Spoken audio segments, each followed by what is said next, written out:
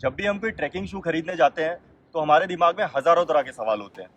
लंबा चलेगा या नहीं, स्नो में काम करेगा या नहीं, अगर अच्छा होगा तो महंगा होगा, और बहुत सारा कन्फ्यूजन होता है हमारे दिमाग में। तो अब इन सारी चीज़ों को साइड कर दो और जो मैं बताता हूँ वो देखो, इस वीडियो को देखो। इसके बाद आपको कोई वीडियो देखने की जरूरत नहीं पड़ेगी, आप सीधे जाओगे और सही चीज़ खरीद कर घर लेकर आओगे। हाइकिंग या ट्रैकिंग बूट खरीदने से पहले आपको मालूम होना चाहिए कि वो बना कैसे है, किस पार्ट को क्या बोलते हैं और उसका फंक्शन क्या होता है, तभी आप सही शू खरीद पाओगे।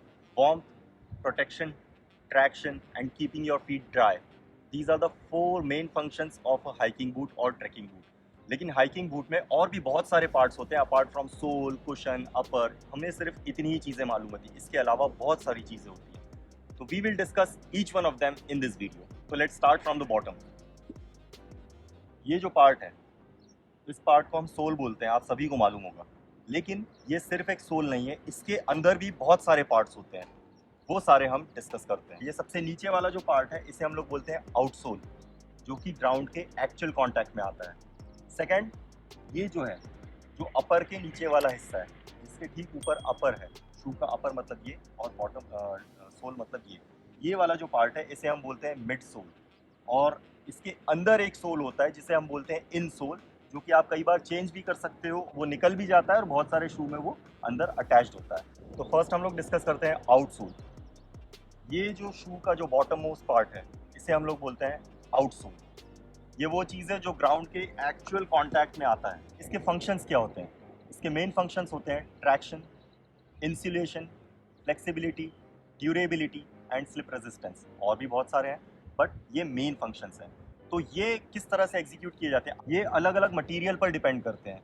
लेकिन हम लोग मटेरियल पर नहीं जाएंगे, क्योंकि मटेरियल में अगर हम लोग घुस गए तो वीडियो बहुत लंबी हो जाएगी। मटेरियल एक बहुत गहरा टॉपिक है, हम लोग उसके बारे में बात बिल्कुल नहीं करेंगे, वो आपको फिर किसी वीडियो में सेपरेटली बता दूंगा। लेकिन मोटा मोटा समझ लो कि सोल, जो आउटसोल जो होता है, ये दो तरह के रबर का बनता है मोटा मोटा। एक हार्ड रबर होता है और एक सॉफ्ट रबर होता है। Hard rubber means more durability, more insulation, more traction, but ये एक्सपेंसिव होता है और इसमें कुशनिंग थोड़ा कम होता है, इस वजह से ये थोड़ा ज़्यादा चलता है। और इसी के वाइस वर्सा जो है सॉफ्ट रबर है, soft rubber sole. Soft rubber sole जो होते हैं जल्दी घिस जाते हैं, उसमें ट्रैक्शन अच्छा होता है क्योंकि उसके अंदर लग्स छोटे छोटे होते हैं। लग्स हम लोग अभी आएंगे लग्स पर भी। तो सॉफ्ट रबर जो होता है ज़्यादा ड्यूरेबल नहीं होता, बट उसके अंदर कुशनिंग इफेक्ट अच्छा होता है और वो कम एक्सपेंसिव होता है। आपने अगर मार्केट में देखा होगा, अगर आप जानते हो तो आप अच्छे से जानते होंगे कि वाइब्रैम, कॉन्टा ग्रिप, ये कुछ फेमस टेक्नोलॉजीज़ हैं जो कि आउटसोल बनाती है। सिर्फ बेसिकली सोल बनाती है, बट आउटसोल के लिए खास कर ये जानी जाती है। जैसे कि ये शू जो मेरे पास है, ये वाइब्रैम का है। इसका जो सोल है ये वाइब्रैम है। ये बहुत हार्ड रबर है और बिल्कुल भी फ्लेक्सिबल नहीं है। उसी की जगह पर ये वाला जो शू है, ये बहुत फ्लेक्सिबल है, ये सॉफ्ट रबर का बना हुआ है। तो ये दो एग्जांपल्स थे, hard rubber and soft rubber. Second thing होती है आउटसोल में ही lugs. Lugs is nothing but the groove pattern on your outsole. ये जो ग्रूव पैटर्न है, ये दो तरह के रबर्स का होता है, एक तो सॉफ्ट रबर और एक हार्ड रबर, जो अभी मैंने आपको बताया। सॉफ्ट रबर जो होता है उसके लग्स छोटे होते हैं, ये रॉकी टेरेन के लिए यूज़ किया जाता है या फिर हार्ड सर्फेसेस के लिए यूज़ किया जाता है। वाइल जो हार्ड रबर है उसके लग्स बड़े होते हैं, ग्रूव्स उसके डीप होते हैं। जैसे कि ये सॉफ्ट रबर है, इसके लग्स आप देख सकते हो, ये बहुत ही, इनके डेप्थ सिर्फ इतना है। लेकिन ये हार्ड रबर का जो लग्स है, इसका डेप्थ लगभग इतना है। नेक्स्ट थिंग आती है मिड सोल। तो मिड सोल कौन सा होता है? Part between upper and the outsole of the boot is midsole. Midsole का मेन कैरेक्टरिस्टिक या फंक्शन क्या होता है? कुशनिंग इफेक्ट देता है, आपके फीट को कुशनिंग इफेक्ट देता है और फ्लेक्सिबिलिटी देता है। ये इसके दो मेन पर्पस होते हैं। अब ये कैसे एग्जीक्यूट करता है? ये अलग अलग तरह के मटेरियल से बना होता है। मोस्टली यूज मटेरियल्स होते हैं ईवीए और पॉलीयूरिथेन, पीयू, जो कि आपने भी सुना होगा। ईवीए आप कैसे पहचानोगे? ईवीए जो फोम होता है, ईवीए के अंदर इस तरह के जो है रिंकल्स बन जाते हैं कुछ टाइम के बाद। बट पीयू थोड़ा हार्ड होता है, कुशनिंग इफेक्ट थोड़ा कम देता है, बट शॉक अब्सॉर्बेंट होता है। तो मोस्टली जो एक्सपेंसिव शूज होंगे उसमें आपको पीयू मिलेगा ईवीए के बजाय। ईवीए जो होता है वो सॉफ्टर होता है, softer, lighter and wear out fast, और ये थोड़ा सस्ता भी होता है पीयू के मुकाबले। While PU is harder, heavier and जल्दी वियर आउट नहीं होता। दोनों का ही पर्पस शॉक अब्सॉर्ब करने का है। नेक्स्ट आ जाता है इनसोल। इनसोल जो होता है आपके शू के अंदर होता है। एक मिनट में आपको दिखाई देता हूँ इनसोल। ये थोड़ा घिस गया है, काफ़ी वियर आउट हो गया। इनसोल, इनसोल का मेन पर्पस क्या होता है? ये इनसोल होता है that comes in actual contact of your feet. ये बूट सोल एंड आपके फीट के बीच में एक इंसुलेटिंग लेयर का काम करता है। and also provides some extent of comfort and cushioning. अब इसके मटेरियल्स जनरली क्या होते हैं, ये बना होता है नॉर्मली फाइबर बोर्ड का, स्ट्रेच नायलॉन का, या फिर कभी कभी लेदर का भी होता है, या फिर फोम का भी होता है। खरीदते समय ध्यान रखें कि ये ड्यूरेबल होना चाहिए, फ्लेक्सिबल होना चाहिए और एब्जॉर्बेंट होना चाहिए, क्योंकि आपके पैरों से जो मॉइस्चर होगा वो ये ही एब्जॉर्ब करेगा। साथ ही साथ दूसरे लाइनर्स वगैरह भी करेंगे, बट इसका भी काम है। एंड एंटी बैक्टीरियल होना चाहिए and must allow the moisture to pass through it. अब ये तो होगी पूरे सोल की बात, outsole, midsole and insole. अब आते हैं हम लोग बेल्ट पर। वेल्ट क्या होता है? वेल्ट वो पार्ट होता है जिससे हमारा जो सोल ऑफ द बूट है वो अपर ऑफ द बूट को जोड़ा जाता है, मतलब अपर को और सोल को जोड़ा जाता है, उस पार्ट को हम लोग बोलते हैं वेल्ट। ये दो टाइप का होता है, एक तो सीन मतलब सिला हुआ होगा, and second one is glued. जो ग्लूड होता है वो नॉर्मली सबसे ज्यादा हाइकिंग और ट्रैकिंग बूट्स में देखा जाता है। कोई भी ट्रैकिंग बूट हो, जैसे ये वाला है ग्लूड है, ये वाला है ग्लूड है, सारे जो है ये सारे ग्लूड है। अगर आपको सीन देखना होगा, अगर सिला हुआ वेल्ट देखना होगा, तो जैसे ली कूपर के कुछ शूज होते हैं, बूट्स होते हैं, तो उनमें यहाँ पर एक थोड़ा सा बाहर निकला हुआ हिस्सा रहता है, और यहाँ पर जो सिलाई होती है वो सिलाई होती है वेल्ट वाली सिलाई, वो अपर को सोल से जोड़ती है। बट जनरली ट्रैकिंग शूज में ग्लूड वेल्ट ही अच्छा होता है, क्योंकि ये वाटर प्रूफनेस के लिए बहुत अच्छा होता है। मतलब अगर सिलाई होगी तो ज़्यादा फेल्यूर होता है, सिंपल सी बात है। अब नेक्स्ट आ जाते हैं हम लोग सोल में ही हील ब्रेक पर। तो हील ब्रेक क्या होता है? ये है हील और ये है कुछ लग्स। हील ब्रेक में एक तरीके का एग्रेसिव लग पैटर्न होता है, जो कि extra traction and extra grip देने के लिए, जब आप एकदम से नीचे जाते हो, जैसे कि यहाँ से नीचे जा रहा है, तो एक एग्रेसिव लग पैटर्न होता है जो कि आपको ब्रेकिंग में हेल्प करता है। इसका मेन काम क्या होता है?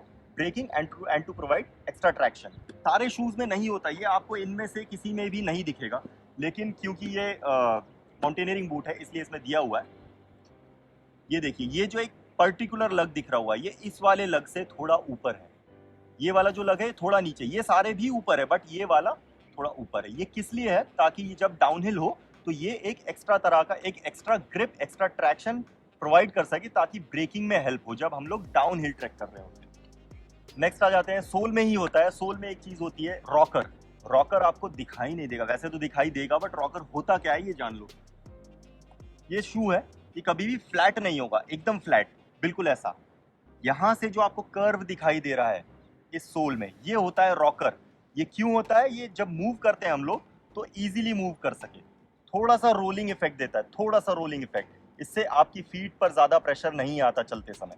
ये काम है रॉकर का। तो जब ले तब इसका सबसे मेन काम होता है जब आप अपहिल क्लाइंब कर रहे होते हो, क्योंकि रॉकर में अगर आपको शू में रॉकर ना मिले, एकदम फ्लैट हो, तो सोचो आप इस सरफेस पर कैसे चलोगे? रोबोट की तरह नहीं चल सकते ना, तो इसलिए ये रॉकर हेल्पफुल होता है बहुत ज़्यादा। नेक्स्ट आ जाते हैं हम लोग अपर पे। अब ये सोल के अलावा ये ऊपर जितनी भी चीज़ें दिख रही है ये सारा है अपर। इसके अंदर भी बहुत सारे पार्ट्स हैं, बट हम लोग अभी फिलहाल अपर को डिस्कस करते हैं, उन्हें भी हम लोग आगे इस वीडियो में डिस्कस करने वाले हैं। तो ये अपर का मेन काम क्या होता है?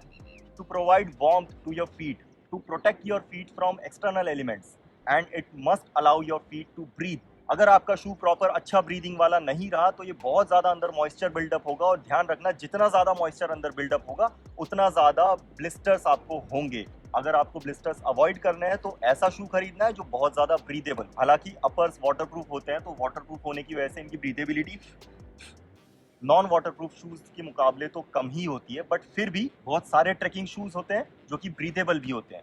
तो अब आ जाते हैं कि अपर जो होता है ये किस मटेरियल का बना होता है।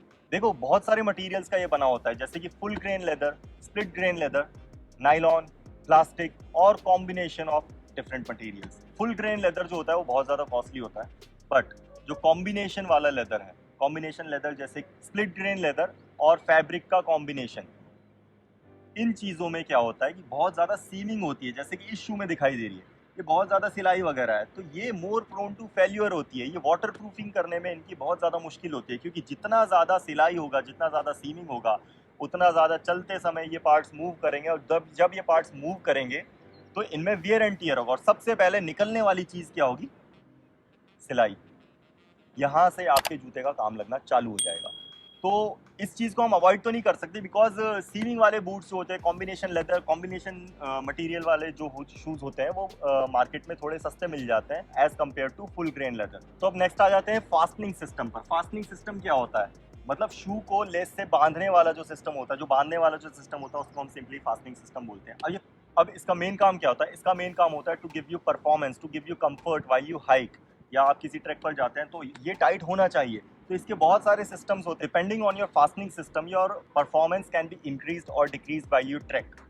अब कौन कौन से फास्टनिंग सिस्टम्स होते हैं? देखिए, फास्टनिंग सिस्टम बहुत सारे हैं और ये बहुत डीप टॉपिक है, तो इसके लिए हम इस वीडियो में इसको डिस्कस नहीं करेंगे क्योंकि ये बहुत वास्ट टॉपिक है, वरना वीडियो बहुत लंबी हो जाएगी। लेकिन आप जान लीजिए कि जब आप जाते हैं तो बेस्ट कॉम्बिनेशन क्या होता है? Best combination of fastening system is eyelets in the bottom and hooks in the ankle area or upper area or collar area of the boot. ये सबसे बेस्ट फास्टनिंग सिस्टम माना जाता है। अब आ जाते हैं tongue of the shoe. This part is known as tongue. The main purpose of the tongue is to provide comfort and cushioning after tightening the laces. Tongue देखा होगा आपने, बहुत ज़्यादा पैडेड होता है जनरली, तो वो इसीलिए होता है कि जब आप लेस को टाइट करते हैं तो आपके पैर को जो है कंफर्ट दे, कुशनिंग दे। और इसके अलावा किसी का पैर का जो अपर हिस्सा होता है, ये वाला जो हिस्सा होता है, किसी का ऊंचा होता है, किसी का नीचा होता है, तो टंग की वजह से वो पूरा एडजस्ट किया जा सकता है। अगर नीचा है तो टंग नीचे करके आप लेस बांध सकते हैं, ऊपर है तो ऊपर करके आप लेस बांध सकते हैं। साथ ही साथ शू को पहनने या निकालने के लिए टंग का यूज बहुत ज्यादा इंपॉर्टेंट है। अब नेक्स्ट चीज आती है टंग गसेट। तो टंग गसेट क्या होता है? ये जो हिस्सा है, टंग अंदर है लेकिन बाहर निकालने के बाद ये जो हिस्सा है, जो यहाँ पर पूरा ज्वाइंट है, ये है टंग गसेट। अब टंग गसेट का मेन पर्पस क्या है? To stop entering the water and debris और स्क्री इनटू योर बूट। ये जितना ऊंचा होगा उतना ही ज़्यादा लेवल तक आपका बूट वाटरप्रूफ होगा, क्योंकि ये इसके अंदर एक वाटरप्रूफ मेम्ब्रेन होती है, इसलिए पानी को बाहर रोकता है। लेकिन अगर पानी यहाँ तक है और आपने जूता इतना डुबा दिया तो ये तो यहाँ से ऊपर से अंदर चला जाएगा, लेकिन पानी यहाँ तक है तो टंग गसेट उसको रोकेगा। ये नॉर्मली स्पोर्ट शूज़ या किसी और शूज़ में नहीं होता है, बट माउंटेनियरिंग बूट्स में और ट्रैकिंग बूट्स में ये होता है। लेकिन ध्यान रखना, खरीदते वक्त टंग गसेट बहुत ज़्यादा ऊपर तक नहीं होना चाहिए, क्योंकि फिर या आपके फीट है उसका ब्रीथिंग को रिस्ट्रिक्ट करेगा, जो मॉइस्चर जो एस्केप करता है, जो पर्सपिरेशन बिल्डअप होता है, उसको एस्केप करने में ये बहुत ज़्यादा मुश्किल करेगा। अब आ जाते हैं नेक्स्ट थिंग इज स्क्री कॉलर। ये एंकल के ऊपर वाला जितना हिस्सा है, हमारा एंकल हमारा लगभग यहाँ आता है, इसके ऊपर ये जितना हिस्सा आता है, इसको हम लोग बोलते हैं स्क्री कॉलर। स्क्री कॉलर का मेन पर्पस क्या होता है? ये आपके पैर को पकड़ के रखता है ताकि आपके पैरों के अंदर डिब्रीज या स्क्री अंदर ना घुसे, अंदर छोटे छोटे जो पत्थर है वो ना घुसे, and yet it makes your feet feel comfortable. और इसके अलावा ये एंकल को सपोर्ट भी प्रोवाइड करता है। तो शू खरीदते वक्त ध्यान रखें, it must be thick and well cushioned and durable. अब नेक्स्ट आ जाते हैं टो कैप के ऊपर। तो टो कैप क्या होता है? ये वाला हिस्सा, तो शू के आगे की ओर एक रबर का एक्स्ट्रा रीइंफोर्समेंट दिया जाता है, इसे हम लोग कहते हैं टो कैप। अब इसका मेन काम होता है to provide durability and to provide extra water proofing to your shoe. अब नेक्स्ट आ जाते हैं टो बॉक्स पर। तो ये हो गया टो रैंड। अब ये वाला जो हिस्सा, this place where your toe area lives, इसको हम लोग बोलते हैं टो बॉक्स। तो टो बॉक्स एक रिजिड और एक प्रोटेक्टिव लेयर होता है। समटाइम्स इस पर एक लेयर चढ़ाई जाती है, जैसे कि ये है, to provide extra rigidity, to provide extra durability. इससे थोड़ा सा वेट बढ़ जाता है, बट ये बहुत ज़्यादा प्रोटेक्टिव होता है। ध्यान रखना, जब आप शू खरीदने जाए तो जो आपका टो बॉक्स है, शू का जो टो बॉक्स है, वो बहुत ज़्यादा नैरो ना हो। अगर नैरो हुआ तो आपकी जो उंगलियां है एक दूसरे के ऊपर चढ़ेगी। वैसे तो कोई भी कंपनी ऐसा नहीं बनाती है, बट फिर भी अगर आपका पैर चौड़ा है तो आप नैरो टो बॉक्स वाला शू नहीं खरीदें, इससे आपको बहुत ज़्यादा प्रॉब्लम होगी और ब्लिस्टर्स क्रिएट होंगे। अब नेक्स्ट आ जाते हैं हील काउंटर पे। ध्यान रखना, हील काउंटर बहुत ज़्यादा इंपॉर्टेंट चीज़ है। हील काउंटर क्या होता है? ये वाला जो एरिया है, इसे हम लोग बोलते हैं heel counter. It provides support and structure to the heel area of your boot. ये आपकी हील को जो है रोल होने से रोकता है, आपके शू का जो शेप है उसे रिटेन करने में ये हेल्प करता है। रिटेन क्या, उसे डिफॉर्म ही नहीं होने देता। आपको अगर एग्जांपल दिखाना चाहूँ कि हील काउंटर जिसमें है और जिसमें नहीं है, तो सिंपल देखो, ये बिल्कुल भी यहाँ से मैं इसको मूव नहीं कर पा रहा हूँ, लेकिन ये विदाउट हील काउंटर वाला देखो, ये इसमें हील काउंटर नहीं है। देखिए, कोई भी शू अगर आपको ड्यूरेबल शू लेना हो तो ध्यान रखना उसका जो toe cap and heel counter बहुत मजबूत होना चाहिए। Generally there are two types of heel counter, एक इंटीरियर हील काउंटर एंड एक exterior heel counter. Interior heel counter it is made up of plastic, जो कि आपको अंदर की तरफ दिखता नहीं है, अंदर की तरफ होता है। और एक्सटीरियर हील काउंटर जो कि अलग अलग तरह के मटेरियल से बना होता है, या तो सिंथेटिक मटेरियल का बना होगा या तो फिर लेदर का बना होगा। It provides strength, durability and toughness in the heel area of your boot. अब नेक्स्ट है लाइनिंग। किसी भी शू के अंदर एक लाइनिंग दी जाती है जोड़ने के बाद में। ये जो ब्लैक वाला जो हिस्सा है, इसे हम लोग बोलते हैं लाइनिंग। लाइनिंग का मेन काम क्या होता है? To protect your foot and to enhance comfort, to serve as an intermediate layer between your foot and the sole of a boot. इसकी मेन प्रॉपर्टी होनी चाहिए breathability and moisture wicking properties, because जितना ज़्यादा ये moisture Wick करेगा, जितना ज़्यादा breathable होगा, उतना कम चांसेस होगा अंदर मॉइस्चर और पर्सपिरेशन की वजह से मॉइस्चर बिल्डअप होने का, उतने ही कम ब्लिस्टर्स होंगे। अब नेक्स्ट आ जाते हैं अकीलीस नॉच पर। अकीलीस नॉच क्या होता है? आपको अकीलीस टेंडन तो पता ही होगा, जो आपका पैर का ये वाला जो एरिया है, इसे हम लोग बोलते हैं अकीलीस टेंडन। तो अकीलीस नॉच क्या होता है? अकीलीस नॉच ये जो कॉलर एरिया में ये यू शेप का एक ग्रूव बना होता है, इसे हम लोग बोलते हैं अकीलीस नॉच। इसका मेन काम क्या होता है? ये चलते वक्त अकीलीस टेंडन को सपोर्ट प्रोवाइड करता है, सपोर्ट के साथ साथ ये मूवमेंट को रिस्ट्रिक्ट नहीं करता। चलते वक्त ये अकीलीस टेंडन से प्रेशर रिड्यूस करता है। तो जब भी शू लेने जाए तो ध्यान रखें कि उसमें अकीलीस नॉच अच्छा होना चाहिए। Now the next and very important thing is membrane. अब मेम्ब्रेन का मेन काम क्या होता है? ये पहली बात तो ब्रीदेबल होती है, ये आपके जो पैरों का मॉइस्चर होता है उसको बाहर जाने में तो अलाउ करती है, बट बाहर का जो पानी होता है, जो वाटर होता है, उसे अंदर आने के लिए अलाउ नहीं करती। तो ये मेन काम होता है मेम्ब्रेन का। मेम्ब्रेन सबसे आपको फेमस वाली बता दूं तो आपने भी कई बार सुना होगा, गॉर्टेक्स गॉर्टेक्स गॉर्टेक्स। गॉर्टेक्स क्या होता है? गॉर्टेक्स सिर्फ एक मेम्ब्रेन है जो आपके शू के लाइनर के साथ बॉन्ड करके चिपकाई जाती है और आपके शू के अंदर डाली जाती है आपके शू की वाटर प्रूफिंग के लिए। मेन दो ब्रांड्स होते हैं मेम्ब्रेन के, एक तो गॉर्टेक्स और दूसरा इवेंट, बट ये दोनों बहुत ज़्यादा बजट फ्रेंडली नहीं होते ऑफकोर्स। बट अगर आपका बजट अच्छा है तो आप दूसरी तरह की वाटर प्रूफिंग टेक्नोलॉजीज के बजाय गॉर्टेक्स या इवेंट पर जा सकते हैं। नेक्स्ट थिंग इज, बहुत छोटी सी चीज़ है बट हम लोग कभी सोचते नहीं कि ये होता किस लिए। दिस थिंग, ये होता है पुल टैब बोलते हैं हम इसको। पुल टैब होना ही चाहिए, ये ज़रूरी नहीं है, लेकिन अगर हो तो बहुत अच्छा है, क्योंकि जब होता है तो हम लोग हमारे शू को पहनते या निकालते समय इसका यूज़ कर सकते हैं। हम लोग क्या करते हैं, इसको पकड़ेंगे तो हम इसके अंदर पैर डालेंगे तो यहाँ तो ट्रैफिक क्रिएट हो जाएगी जिसकी वजह से शू को अंदर जाने में प्रॉब्लम हो। नहीं तो हम लोग इसको पकड़ के शू डायरेक्ट अंदर पैर हमारा डायरेक्ट अंदर डालेगा, तो जैसे ही हमारा हील अंदर जाएगा तो वो इस चीज़ से घिसेगा तो लाइनर डिस्ट्रॉय होगा तो आपके पैरों में छाले बन सकते हैं। अंदर हील काउंटर प्लास्टिक का होता है, उससे आपका पैर कट सकता है, बहुत सारी चीज़ें होती है। तो इसलिए छोटा सा यूज़ है इसका, लेकिन इसको यूज़ कीजिए, इसका मतलब समझिए कि ये किस लिए होता है। तो आई होप इस वीडियो से आपको ये तो समझ आ गया होगा कि हाइकिंग शू होता क्या है, इसके कितने पार्ट्स होते हैं और किस पार्ट का क्या पर्पस होता है। तो ये आपको बहुत ज़्यादा हेल्प करेगा जब आप शू खरीदने जाएंगे। खरीदते समय आपको एक एक चीज़ का पर्पस मालूम होगा कि ये चीज़ है किस लिए और वो कितनी ड्यूरेबल दिखाई दे रही है, कितनी ड्यूरेबल है। तो आप अपने बजट के हिसाब से एक सही हाइकिंग शू घर लेकर आएंगे। अगर आप चाहते हैं कि मैं शू खरीदने के ऊपर पर्टिकुलर एक अलग से वीडियो बनाऊं कि हाइकिंग शू खरीदते वक्त किन चीज़ों का ध्यान रखना चाहिए, तो आप मुझे कमेंट बॉक्स में बताइए, मैं सेपरेटली उस पर एक वीडियो बना दूंगा। और अगर आपको ये वीडियो अच्छी लगी हो तो वीडियो को लाइक और शेयर जरूर कर देना, चैनल को सब्सक्राइब करके बेल आइकन दबाना मत भूलना। मिलते हैं नेक्स्ट वीडियो में फिर किसी अच्छे टॉपिक के साथ। Thank you.